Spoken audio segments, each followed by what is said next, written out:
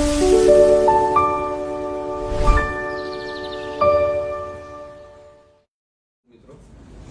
Rohit Prajapati ambition organic તરફથી આપ શ્રીનું હાર્દિક સ્વાગત કરું છું. આજે આપણે વાત કરીશું એમ્બિશન ઓર્ગેનિકનું સિલિકોન બેઝ સ્પ્રેડર મેગ્નેટ.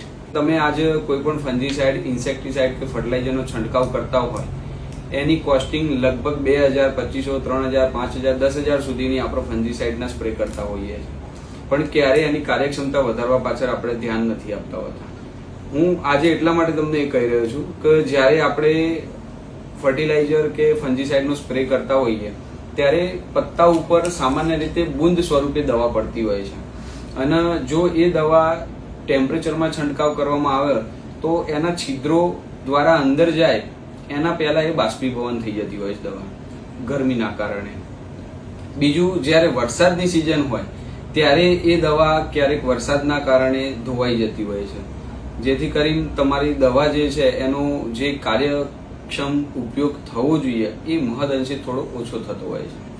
તો એમ્બિશન ઓર્ગેનિકે બહુ સરસ પ્રોડક્ટ બનાવી છે મેગ્નેટ, જે તમારા છંટકાવની અંદર માત્ર 3 થી 5 ml પ્રતિ 15 લીટર પાણીમાં ઉપયોગ કરવાથી એની દવાની કાર્યક્ષમતા વધતી હોય છે. આજે આપણે એનો ડેમો જોઈશું કે કઈ રીતે એનું કાર્યક્ષમતા વધતી હોય છે. તો અહીંયા અમે 3 પત્તા લીધા છે નોર્મલ. હવે આમાં કેવું હોય, કોઈ પણ પાક હોય ને એની ઉપર સરફેસ હોય છે, એ સરફેસ તૂટે નહીં, જેના કારણે પાણી જે છે બૂંદ સ્વરૂપે પડી રહેતું હોય છે. પણ સિલિકોન સ્પ્રેના કારણે એ એની સરફેસ જે છે તોડી અને પત્તાની અંદર સુધી પેનિટ્રેટ કરશે દવાને, અને પોતે સિલિકોન બેઝ હોવાના કારણે એક લેયર બનાવી રહેશે, એટલે જેથી કરીને જે પણ દવા હશે એ આખા પત્તા ઉપર ફેલાઈ જશે. તો આપ નજીકથી આ જે છે સાદું પાણી છે,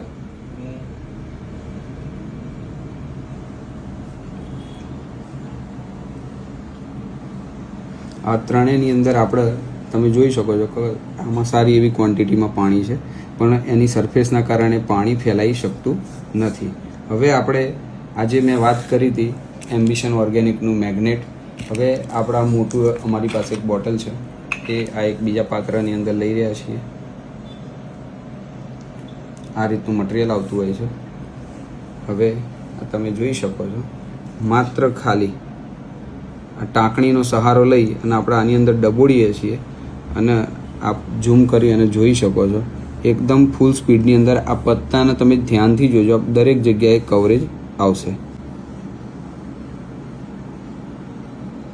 આપણે પાણીનું ટપકું અહીંયા હતું, બધી જ જગ્યાએ કવર કરી લીધું છે.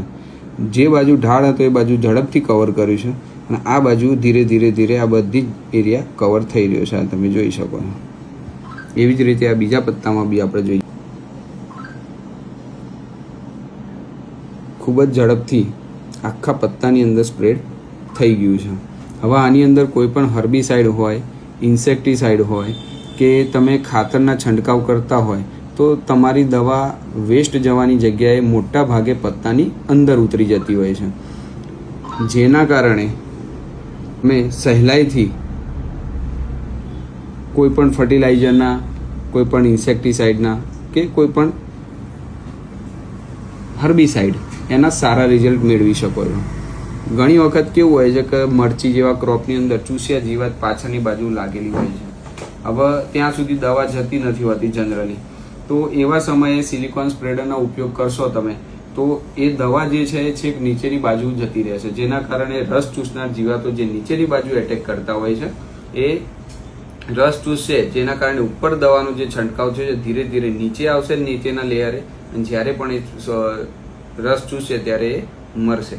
તો આ તમે અવશ્ય ફર્ટિલાઇઝરના સ્પ્રે કરતા હોય, ઇન્સેક્ટિસાઇડના કરતા હોય, હર્બીસાઇડના કરતા હોય, એની અંદર 3 થી 5 ml સુધી પ્રતિ 15 લીટર પાણીમાં ઉપયોગ કરી અને સારા રિઝલ્ટ મેળવી શકો છો.